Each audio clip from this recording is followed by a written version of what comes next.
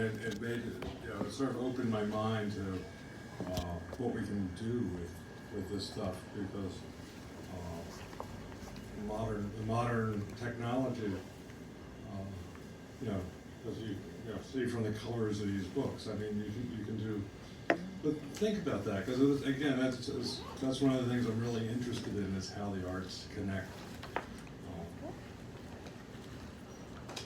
So that's Liz's note.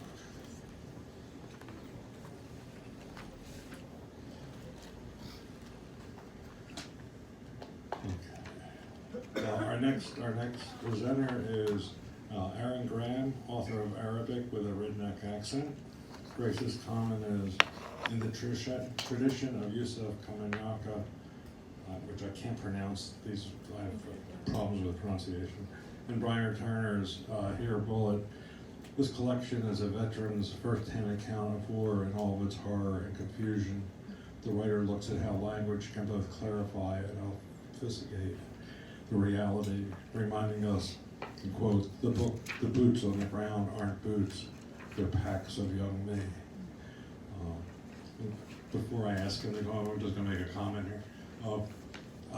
We did a program for the centennial of 1917, and we had a group of veterans read poems from the First World War, which produced some wonderful poetry, and then connect it to their own experiences. And I love how the arts connect and how art connects to society. It just fascinates me. So this is Aaron's book, and please welcome up to the stage.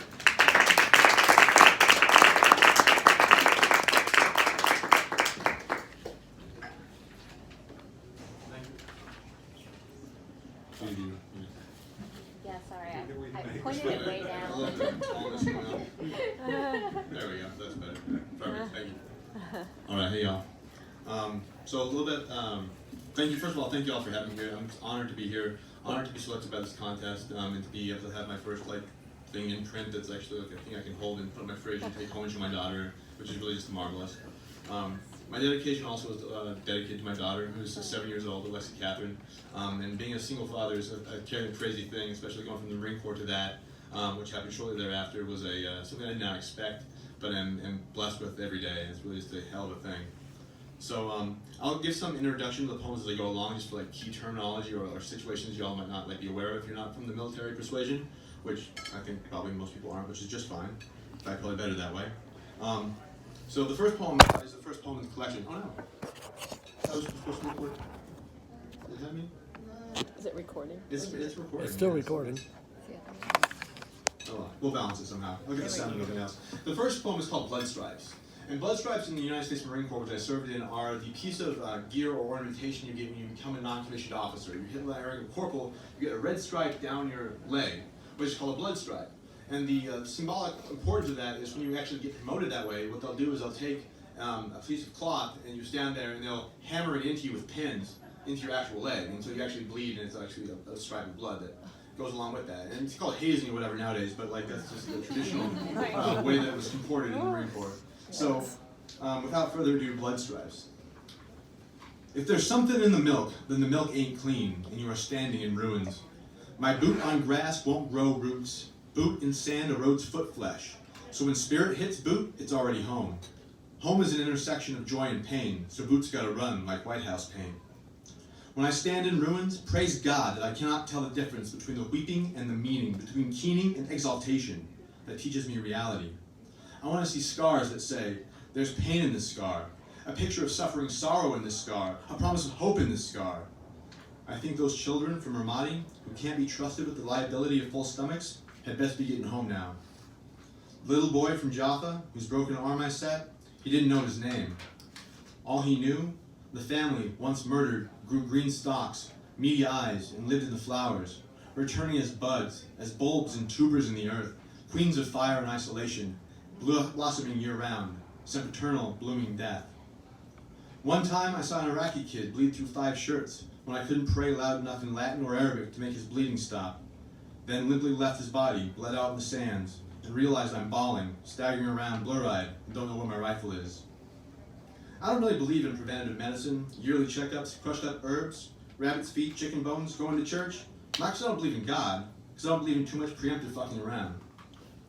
I believe in battlefield medicine, artery clamps, quick clot, and syringes dripping with morphine. I believe my life used to be a lot more clean. Single razor blade shaves and edge-dressed chloroframs, black like burning forests. After plasma transfusions from Navy docks, out processing papers in S3 shops, pain pill bottles and fentanyl lollipops, I remember the quick clot is for the artery when the bleeding doesn't stop. It's for the point where I've left enough of myself on the pillow I can actually fall asleep. The next poem is called Repatriation, which, if you all don't know, when a soldier gets killed or a Marine gets killed overseas and his body's brought back to his family, it's called the repatriation of the body. It's a thing that, it's very honorable. I mean, it's the highest honor you can receive in military. And bodies guarded all the way back when they fly by Marines in uniform, it's guarded all the way to the presentation, to the family surviving members, and then to the burial ground, wherever it is. And so it's an honor to be served on a repatriation squad and to be have it conducted for you. The highest honor a soldier can achieve is dying for the country in that fact. So repatriation. There are times when I wear my violent axe like a hand-knit cap, a blubber slice of breaching whales, harpooned and rotting on beaches, on tiki gods' tongues of kerosene, the way fire looks, conquering all it touches. Starker parts, the guitar-shaped outline each night you came that year, you appeared like summer, a dream, a torch like kerosene. What do you know about saving life? Have you had a coffee and a last breath spin and sputter, percolate grounds until Iraqi sand holds your face, and mortar shells sing like sea shells sing? The old lady in the plywood armchair outside her front door, things look bombed out. The crumbling to the ruins, hitting the dash of the car, same as the tapes of babies crying we played to kick off interrogations. I look mixtapes of souls drying in the Persian air. Underneath, a man in Farsi dots the dialect, a P sound, later the CH, the only gift shown to the woman who now says I, the old woman, sitting in a plywood chair, sucking on a mandrake root, the way I suck on my lover's fingers. No one knows the name of the girl who buys the dead blood, trying once more to lay her hand atop her brother's. She expected America from Marines, then her blood was on me. I did not bury the Iraqi girl with these two hands. It was the bullet in her. I don't write happy poetry either, as it turns out. Cool, cool. I think there was actually T.S. Eliot wrote this essay on Dante that the reason people don't like the Paradiso anymore is because virtue is not something to write poetry about. Suffering and hellish nature debauchery is what we want in poetry. So I'd have to probably agree. The next is a series of poems, which I intended as a series, called Speaking Arabic with a Redneck Accent, from which the collection derives its name. So there's 5 parts to it. I'll read 4 of them because one of them is in Arabic, and I can't read Arabic that well, though I speak it fairly fluently. I'm not going to butcher it on stage in front of y'all. So the stressed syllable is the first one in the series. The voice of the wound has a flickering tongue. Its syllables escape with fine bits of lung falling wetly into the sand. You probably learned the words that describe what happens to Marines in the desert by watching Anderson Cooper's lips. Round words, roadside bomb, IED, unexploded ordnance, 20mm mortar rounds, round lips and body counts. Your team leader's voice, all laceration and chainsaw, the speaking purple lips of a wound, a mouth bleeding out. Part 2 is called the Adafa, and the Adafa is the footnote here says, which I wrote, is the Arabic construction of 2 or more nouns. It's the nouning construct. It's the first noun is indefinite, and the second noun is usually definite, and both meaning of the words are combined and they're related. So like my car would be like CRT. So it's one word that's combined to the Adafa. It's an interesting and beautiful language. So the Adafa is a midnight convoy through deep deserts, tight-knit, hasped at the hip, and meant to stay unbroken. My round mouth formed the word Adafa first in California, where sea otters fuck in public. And Ustaz Saif, the Egyptian Tony Soprano, reminded me, Saif means sword, but Al-Saif means the sword of Jesus Christ. First taught me that the Adafa is a chain between noun and adjective, the way the hitch on a 5-ton latches to a 50 caliber gun. That was 2 years before I'd used the Adafa in Mosul, like a lash. I lash a detainee, lash the explosive that under the newly paved road to the ones that blew the fuck out of 3rd Platoon, lash out to the rhythmic drip from the waterboard in my interrogation room. They won't wear out, rust, chew, grow threadbare, split their seams, nor be dismantled, hasped as they are to what others might call my soul. Part 3 is called, it's in Arabic, it's, let me see if I can read it correctly, the title at least. Thum ada ila elnar idhan alehu, sorry. Which is from Dante's Inferno, which and then he dove back into the fire that refines him. From Purgatorio, I'm sorry. On the board, feet inclined, resisting restraints, non-conscious, not unconscious, unknowing, flesh and sinew, body prepares for another cycle of waterboarding, or refuses to. My body prepares its tentacles to carve a name, a meaning, a translation for unknown. All its forms will be mine, inscribed, unseen in your being, beneath being. So I could still give you to your mother, and she would call you by my name, whip you, and then transform clusters of paper cardinals into whatever her soul needed most. The waterboard, its restraints unconscious, unknowing, a drowning that refuses to drown you. Brother prayer to the fire prayer, my fire prayer, always to burn and not burn out. The board that never prayed for a whirlpool, never knew tumult bubble from your throat. On the board, the word flood flows, your unprayer, your rolling, waking tempest.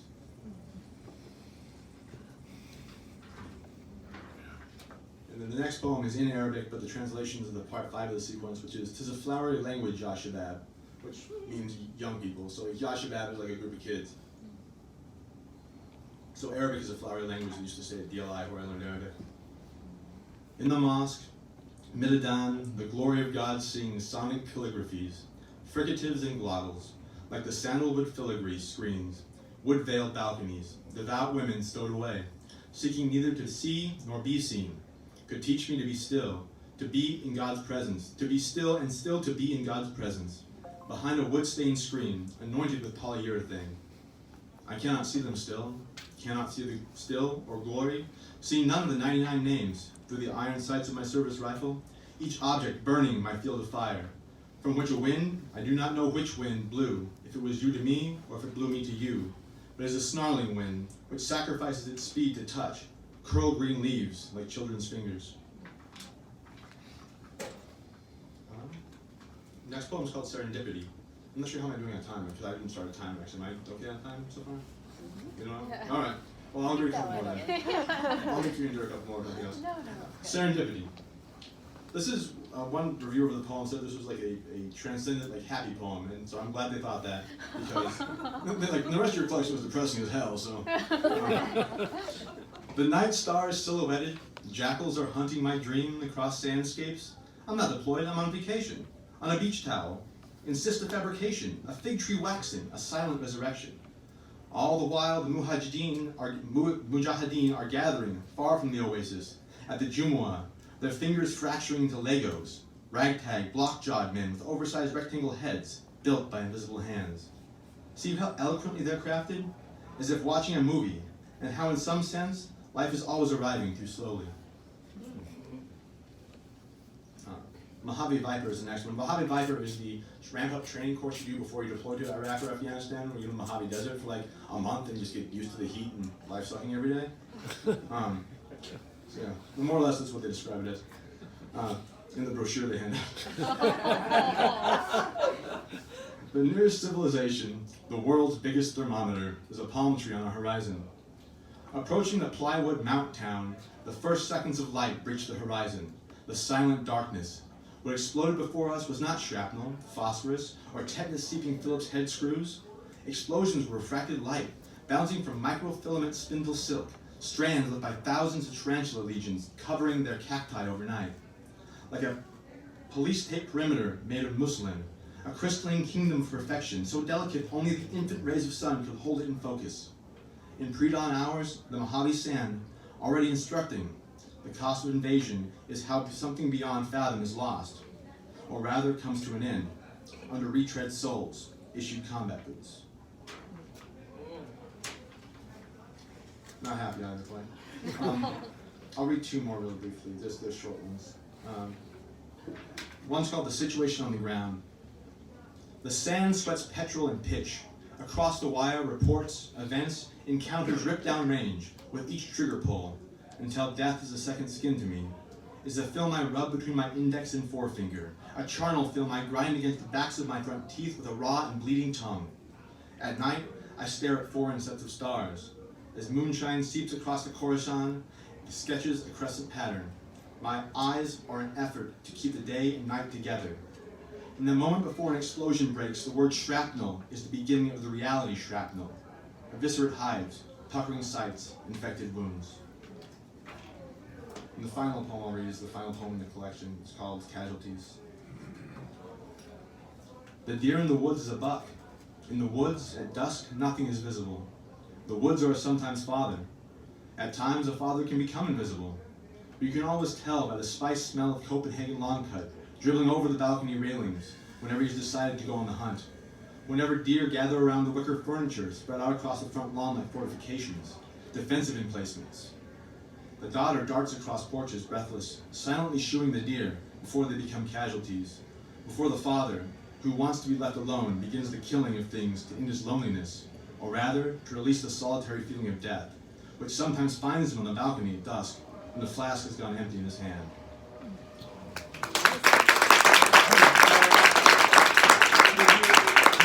Would you tell the people how you got into poetry? I thought Oh, sure. that was really good. I don't mind at all. So after I got out of this, so I did a year in college before I joined the Marine Corps, and I did debate and speaking competition there, and I did well in that, but so I decided to throw that all away and go join the Marine Corps, so I did. And they taught me Arabic at BLI in Monterey for 72 weeks, which is a heck of a thing, and changed my life in a lot of ways. And then I did some deployments, and got hurt, and got out, and got back, and I was going to pre-med then, because I was supposed to attend the hospital, so I was like, I should help people out going pre-med. And so I went to University of Wyoming, got into the University of Washington, Seattle for medical school, took my MCATs, I was going to go, and I had to do one class left to finish up my undergrad degree, which is a 2000 level humanities class in literature. And we read The Wasteland by T.S. Eliot, and it messed my life up. Like I was in the library for 3 days straight, like not sleeping, reading Jesse Weston and James Frazier. I figured what the hell this poem meant. It hit me hard. Like this poem knows me. How is it possible? Like what the hell is this? It talks to my this is the Marine Corps. This is everything. And so I lost my mind. And then a week later declared my major change from medical pre-med to English. Took an extra year to graduate, no student loans, and then went to graduate program in English literature at University of Wyoming, known for its English program. But they let me in, so that was good.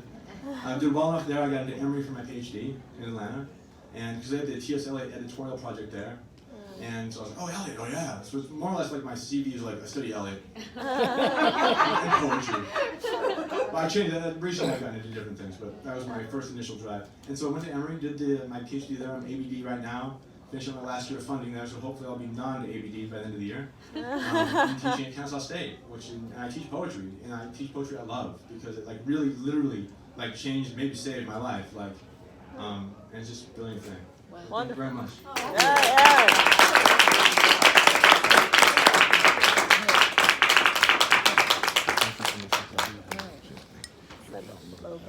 Okay, that's all right.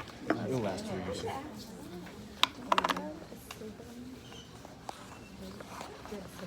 Yeah, but not that lives So here. this is Aaron's book. Not with the same last name. Yeah. Thank you. Why? Thank you, sir. There's actually a t-shirt that was attachment made at BLI. There's a lady, obviously she got her husband's name. There's a lot of them in Pennsylvania.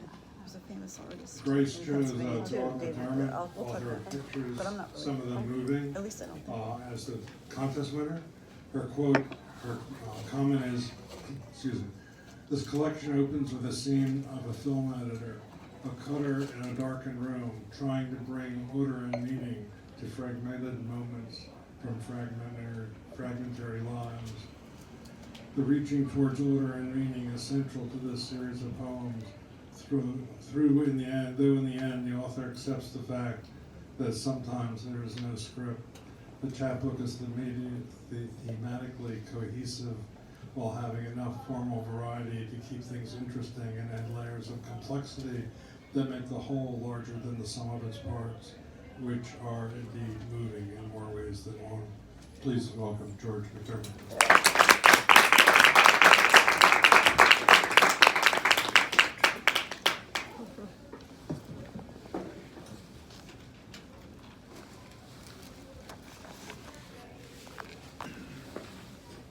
Yeah, before I read anything, I want to thank Larry for his dedication to poetry, decades long in Philadelphia.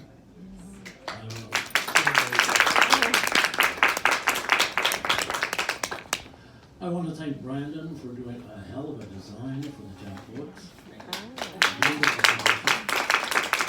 And I want to thank Liz and Aaron for being such good poets. I like being in this company.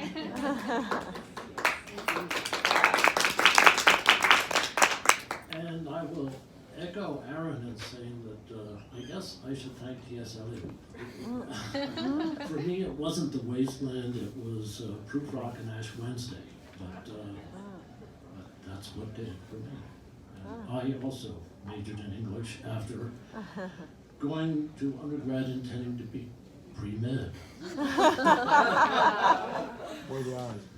I'm going to read through these pretty quickly, I think. The first one, which Grace mentioned, is I'm going to give you two little things. You probably everybody knows that the slang term for a film editor is a cutter. You may not, if you're not a classicist, know that the Greeks believed there were three fates.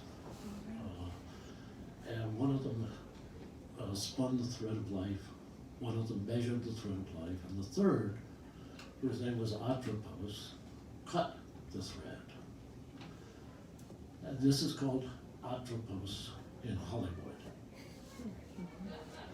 The cutter sits alone in the darkened room, her sharp eyes reflecting flickering images that stop, move again, stop, rewind, to identical moments from alternate angles, choosing perspective, choosing focus, finding the rhythm of word and gesture, altering sequence to bring order and meaning to fragmented moments from fragmentary lives. The stories have no beginnings, no ends, only incoherent middles until the cutter marks, the cutter cuts, the cutter strings in an order all together. The walking shadow puppet players, speaking lies that signify nothing is finished, nothing is real, nothing makes sense until the cutter cuts.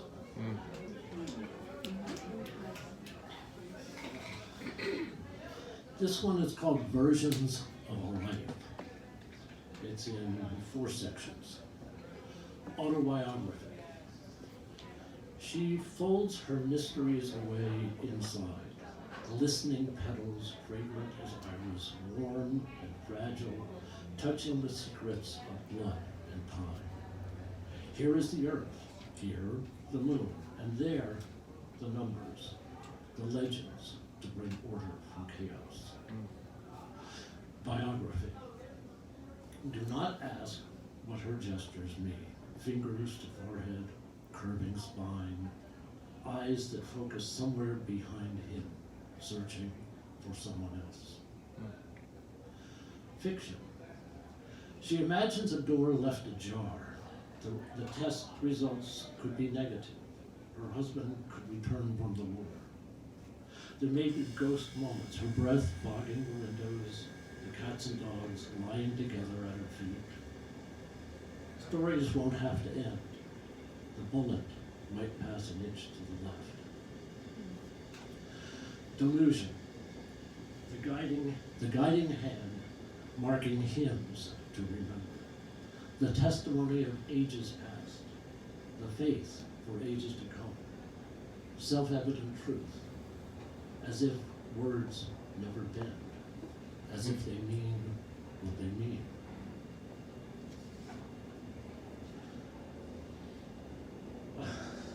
I don't write happy poems either.